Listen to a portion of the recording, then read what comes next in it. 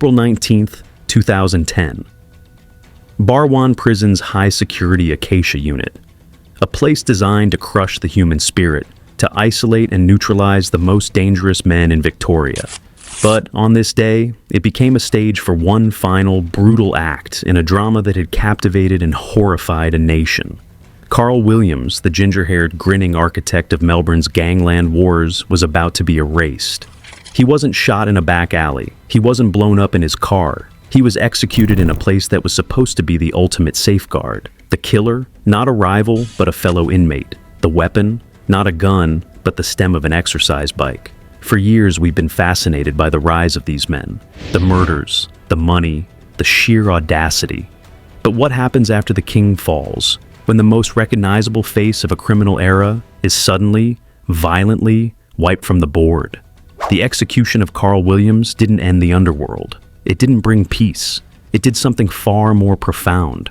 It created a vacuum that would be filled by new players, new rules, and a new kind of crime that was quieter, more global, and in many ways, more dangerous.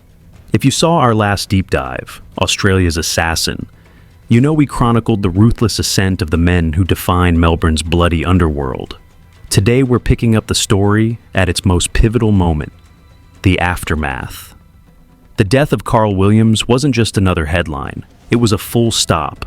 It was the moment the so-called Gangland wars officially became history. But as any student of power knows, nature and the criminal economy abhors a vacuum. In this video, we are going to dissect exactly what flooded into that void. We'll expose the three fundamental shifts that rewrote the rules of Australian organized crime after April 19th, 2010. First, the new guard. We'll meet the faceless corporate-style syndicates that rose from the ashes, learning from the very public mistakes of Williams and the Moran family. Second, the new economy. We'll track the money, moving from the bloody streets of Brunswick to the shadowy world of global narcotics trafficking and sophisticated money laundering. And third, the new enemy. We'll reveal how law enforcement was forced to evolve, trading their wiretaps for cyber forensics tools, and forming task forces that look more like international intelligence agencies. This is the story of how the execution of a gangland boss didn't end the violence, but simply made it invisible. This is how Australia's underworld changed forever. The king is dead, the execution and its immediate fallout. To understand the future, we must first fully comprehend the event that triggered it. By 2010, Carl Williams was a ghost of his former self. He was serving a 35-year minimum sentence, having confessed to multiple murders in a deal that saw him become a prosecution witness against his own former allies, including the notorious police detectives later known as the Lawyer X scandal. He was isolated, paranoid, and, in the eyes of many, a dog, the ultimate sin in the criminal code. He was placed in the Acacia unit of Barwon Prison, a facility within a facility, housing only a handful of inmates. One of those inmates was Matthew Charles Johnson. Johnson was a different breed. A member of the Prisoners of War gang, he was an anti-authority, anti-informant hardliner. Where Williams was a strategist who talked, Johnson was a pure enforcer who acted. The official Corrections Victoria narrative was that they were associates. The reality was far more volatile. Johnson saw Williams's cooperation with authorities as a stain that needed to be cleansed.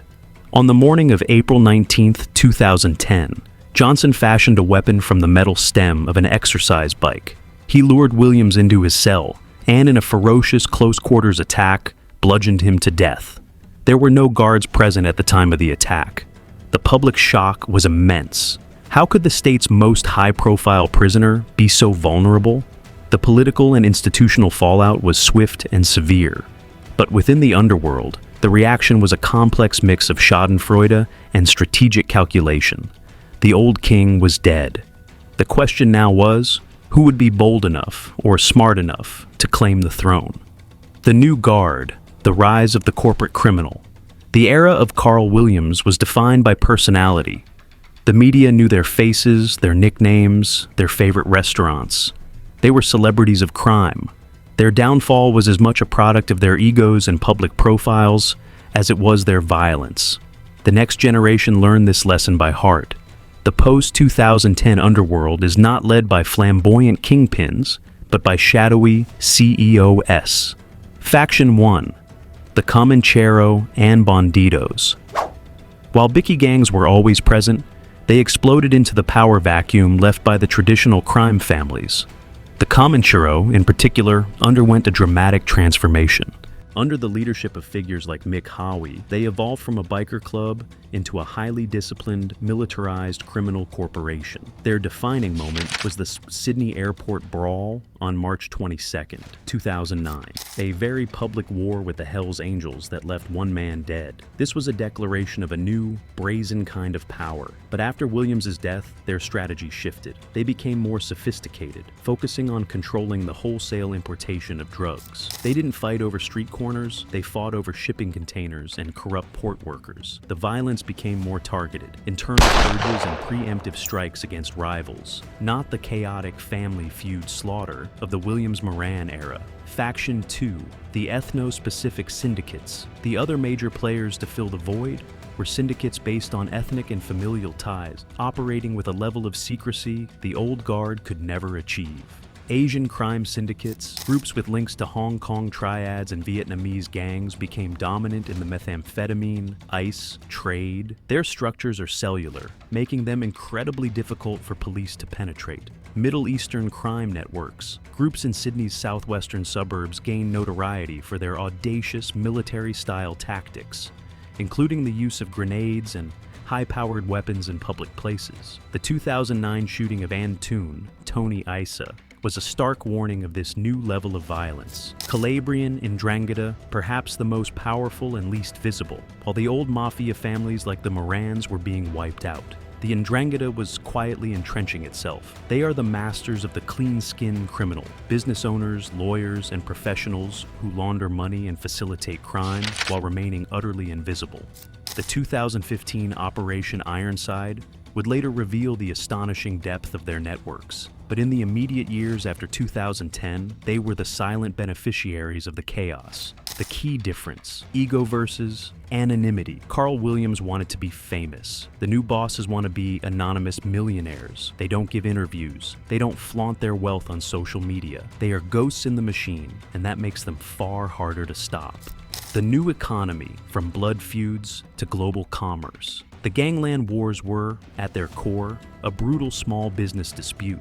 It was about control of the street-level drug trade in a handful of Melbourne suburbs. The economy was cash, the product was local, and the enforcement was personal. After 2010, the criminal economy went global. 1. The commodity, industrial-scale narcotics. Australia became one of the most lucrative drug markets in the world. The new syndicates didn't just sell drugs, they managed a supply chain. They forged connections with cartels in South America, syndicates in Southeast Asia, and manufacturers in Europe. We're not talking about kilos anymore, we're talking about metric tons. The September 2022 seizure of 1.8 tons of cocaine off the coast of New South Wales by the AFP is a perfect example of the industrial scale of this new trade. This was a shipment destined not for a single gang, but for distribution by a consortium of crime groups. 2. The method, the dark web, and cryptocurrency. The most radical shift was the move online. The old school standover tactics were replaced by encrypted apps and the dark web.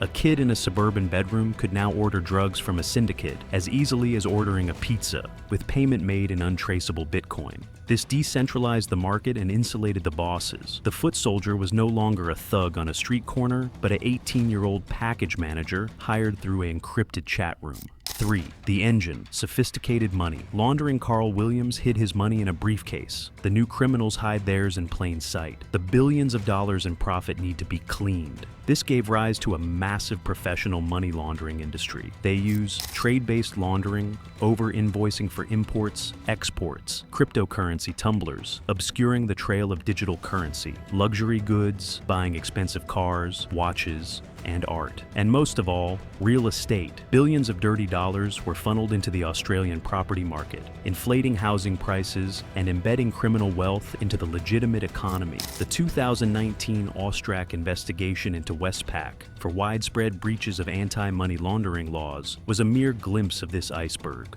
The war was no longer about territory. It was was about market share, and the violence, while still present, was now a business expense, not a personal vendetta. The new enemy, law enforcement's quantum leap. The Piranha Task Force, which brought down Carl Williams, was a masterpiece of old-school policing. It relied on cultivating informants, physical surveillance, and turning gangsters against each other. But by 2010, the police knew this playbook was obsolete. They were no longer hunting individuals. They were trying to dismantle multinational corporations. The birth of the NCA and AFP's new focus. The focus shifted from state-based squads to federal agencies with international reach. The Australian Federal Police, AFP, and the Australian Criminal Intelligence Commission, ACIC, became the tip of the spear. Their strategy became one of intelligence-led policing. Instead of reacting to murders, they aimed to follow the money and disrupt the entire criminal business model. The game changer, Operation Ironside and ANOM. The most stunning example of this new warfare is Operation Ironside, which became public on June 7, 2021. For 3 years, the FBI and AFP ran an encrypted messaging app called AN0M. They convinced the entire global underworld to use it, believing it was secure. The result? A tidal wave of real-time intelligence. They weren't just listening to plans for violence. They were reading boardroom-level discussions about multi-ton drug shipments, money laundering schemes, and corrupt influences. The takedown was global and simultaneous. Over 800 arrests in Australia alone, including alleged bosses of the Comanchero, Ndrangheta, and Asian syndicates. It was the single largest law enforcement operation in Australian history, and it was a direct result of the police evolving to meet the new, tech-savvy, globally connected criminal. The unending war, legacy, and the road ahead. So, what is the legacy of Carl Williams' execution? It was the end of an era, but not the end of crime. It was the moment the underworld grew up, went to business school, and went global. The violence didn't disappear, it was outsourced. It became less frequent, but often more severe when it did occur. Think of the 2019 assassination of Comanchero boss Mick Howie in a Sydney gym car park in broad daylight. A clean, professional hit that would have been right at home in the Gangland wars, but for a completely different corporate reason.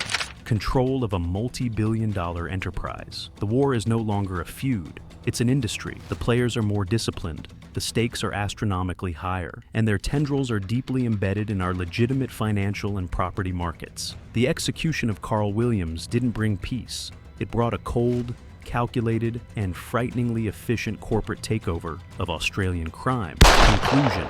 The story of Carl Williams is a Greek tragedy played out in a tracksuit. It's a saga of ambition, betrayal, and ultimately, a self-destructive desire for notoriety. But his death was the catalyst for a transformation that made the Australian underworld richer, more powerful, and more invisible than he could have ever imagined. The gangs learned that the most dangerous weapon isn't a gun, it's anonymity. And the police learned they can no longer just chase criminals. They have to hack their networks and bankrupt their enterprises. This is the new reality, a silent war fought in the shadows of the digital world and the gleaming towers of our cities. What do you think? Is this new corporate underworld more or less dangerous than the bloody era of Carl Williams? Let us know in the comments below. If you want to understand how we got here, make sure you watch our previous video, Australia's Assassin, right here. And don't forget to like, subscribe, and hit that notification bell so you don't miss our next deep dive into the stories that shape our world. Thanks for watching.